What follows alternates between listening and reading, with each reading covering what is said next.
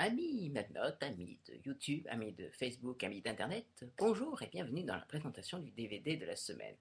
Présentation exceptionnelle, puisqu'il s'agit à la fois d'un film d'action culte des années 80, mais aussi du premier film chroniqué à traiter des héros du cinéma d'action des années 80.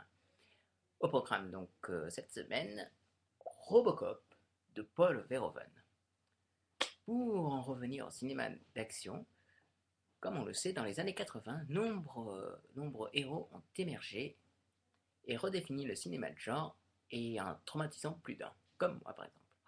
Nous avons ainsi vu l'émergence d'un soldat surentraîné, Rambo 1 et Rambo 2, d'un extraterrestre sauvage et dangereux, Aliens, un chasseur qui n'avait pas une gueule de porte-bonheur, Predator, un flic râleur et cynique, Piège de cristal, un robot tueur, Terminator, et enfin un robot flic du nom de Robocop. Mais intéressons-nous à ce dernier, fruit de l'esprit de deux scénaristes qui rêvaient chacun de leur côté d'une histoire de robot assez originale, les duellistes Edward Neumeyer et Michael Miner, dont Edward Neumeyer deviendra scénariste et réalisateur du Starship Troopers 3, et créèrent ensemble Robocop, l'histoire d'une résurrection, ou plutôt un film d'action science-fiction au relent très westernien. Ainsi, l'histoire de Robocop est d'une extrême simplicité. À Détroit, dans un futur proche, un bon flic, Peter Weller, le rôle de sa vie, entre parenthèses, est assassiné par une bande de truands. Laissé pour mort, il devient le fruit de création de l'OCP, l'Omnicartel Produit, sous le nom de Robocop, un super flic robotique défendant la veuve et l'orphelin et tuant les criminels. Derrière ce synopsis qui pouvait craindre de voir débouler une série Z minable, comme l'imaginaient les cinéphiles à l'époque avec les futurs classiques tels que Predator, Terminator, Rambo 1 et 2 et Die Hard, Piège de cristal, Robocop propose bien plus que cela. En effet, son réalisateur Paul Verhoeven, les futurs classiques Basic Instinct, Total Recall et Starship Troopers notamment, et ces deux scénaristes vont s'investir dans le film et ainsi se permettre d'analyser une partie de l'histoire américaine, les années 80 ou, d'où son surnom, les années Reagan. Susan traite cette partie de l'histoire américaine est traitée sous un angle original et cynique. Donc Robocop n'est pas dans le film un héros, mais un produit au même titre qu'une voiture ou qu'un jeu de société, comme le rappellent les publicités que l'on voit tout au long du film. Robocop a des fonctions prioritaires, que tout le monde connaît évidemment, être au service des citoyens, protéger les innocents, faire respecter la loi et la directive secrète qui est son point faible principal. Donc ces règles sont respectées par les super-héros tels que Batman, Superman, et qui se les approprient instinctivement. Chez Robocop, ce ne sont que de simples programmes pour un produit. Mais Robocop, tout au long du film, va montrer qu'il est un humain et non une machine ou un produit. Après tout, pendant les 25 premières minutes, n'avons-nous pas un homme au physique banal, mais ressemblant étrangement à Clint Eastwood, faisant un boulot honnête, un boulot de flic? Oui, mais comme a dit le Hollandais violent dans une de ses interviews, je voulais montrer Satan tuer Jésus.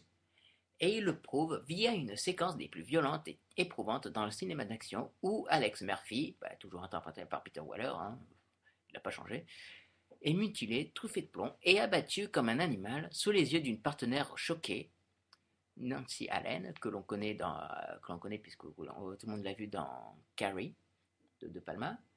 Cette séquence renvoie à plusieurs peintures représentant la mort, la crucifixion, la mort et la résurrection de Jésus-Christ. D'ailleurs, ces étapes sont montrées dans l'ordre chronologique, renforçant le côté religieux du film. D'autres références bibliques sont omniprésentes tout au long du film, que ce soit la visite d'un paradis, mais artificiel cette fois, ou d'un Robocop marchant sur l'eau. Bref, ce côté religieux ne met pas le plus essentiel, l'action. Ainsi, nous avons le droit à de véritables moments d'anthologie, tels qu'une descente dans un centre de fabrication de drogue, mais comme je l'ai dit, ce film est un western, à la fois américain et italien. Si Robocop est le cow-boy blanc euh, qui renvoie à John Wayne dans les films de John Ford, montrant son côté incorruptible, toujours du côté de la loi, c'est aussi un cow-boy noir digne des personnages joués par Clint Eastwood en Italie.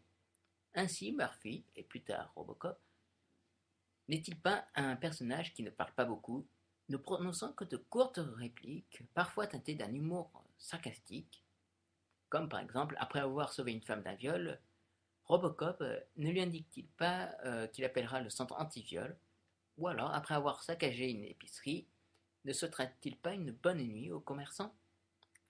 Et si, ça c'est du pur Clint Eastwood ou du pur western italien.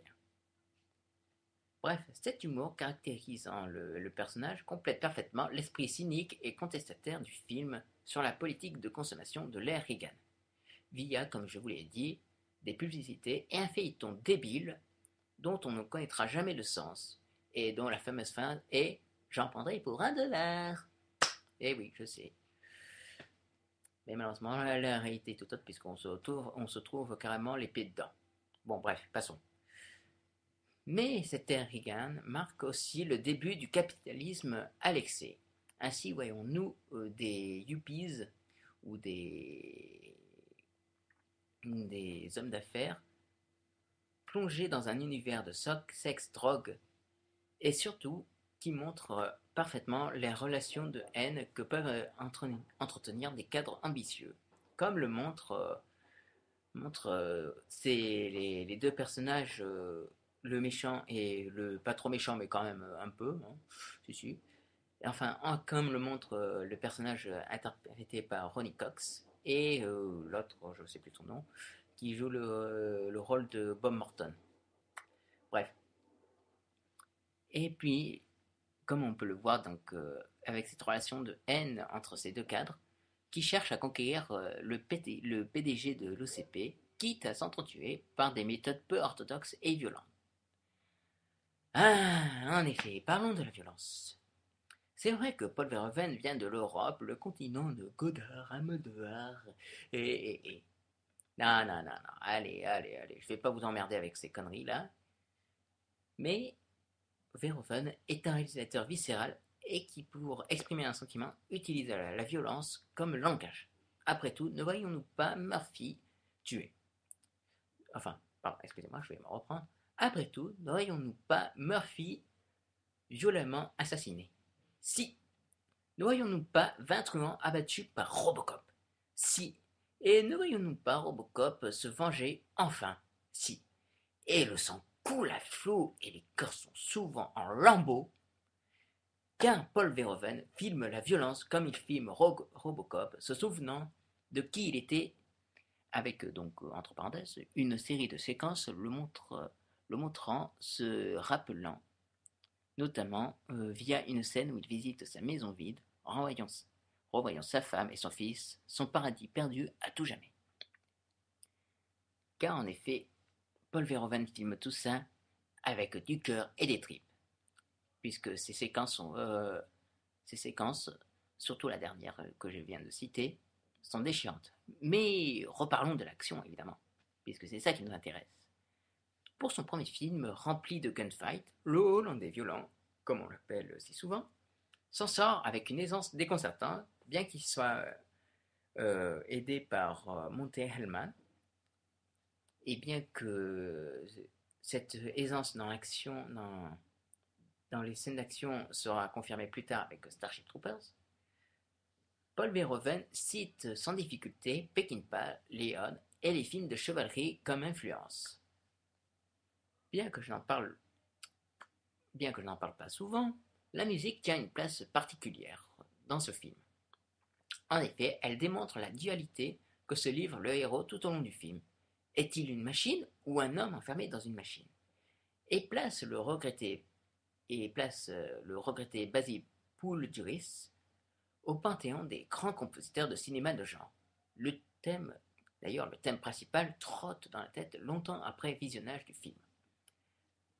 Et cette musique est à la fois épique et synthétisée. Et puis quel rythme quand même, mes amis, quel rythme. Parlons aussi des acteurs, parce qu'il ne faut pas les oublier, les pauvres, puisque tous les acteurs sont épatants, surtout le duo Peter Weller et Nancy Allen, transcendant des rôles complexes, quoique on pourrait dire légèrement, mais tout légèrement, vous savez, une petite pincée comme ça, cliché, puisque après tout, ne voyons-nous pas l'amourette naissante entre une flic et un homme machine, bon bref, voilà, possible. En tout cas, on a l'impression, en tout cas, on en a l'impression. Quant aux méchants, ils ne sont évidemment pas oubliés, puisque leurs interprètes sont des acteurs en pleine forme, comme je l'ai cité, Ronny Cox, que l'on a vu dans Délivrance, qui joue cette fois-ci son premier rôle à contre-emploi, jouant le vrai méchant de l'histoire, un putain de salaud d'homme d'affaires, et Kurtwood Smith, glaçant et terrifiant dans son rôle de Clarence Bodiker. Bref, ce Robocop 1 est un sans faute, ce que ne seront pas ses suites Robocop 2 et Robocop 3, qui n'arrivent pas à sa cheville, puisqu'ils ne sont pas capables de retrouver l'esprit cynique sur l'Amérique et qui ne se contenteront finalement de montrer un déferlement d'action. Mais ça, c'est vraiment mon avis personnel. Et puis, obligé d'en parler, ce final est génial. Comment vous appelez-vous, jeune homme? Murphy.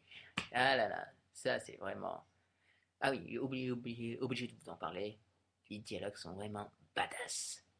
Des putains de dialogues, comme un méchant qui dit va te faire humiler. Ça c'est vraiment des dialogues badass et tout. Ça s'engueule, ça s'insulte et tout. Ah là là. Quelle époque les années 80. Bref, ça y est, je viens d'en finir avec ma critique de Robocop 1. Et la prochaine fois, je vais vous parler d'un autre film, d'un autre film des années 80, que ce soit Aliens, Rambo 1, 2, Terminator. Qui sait?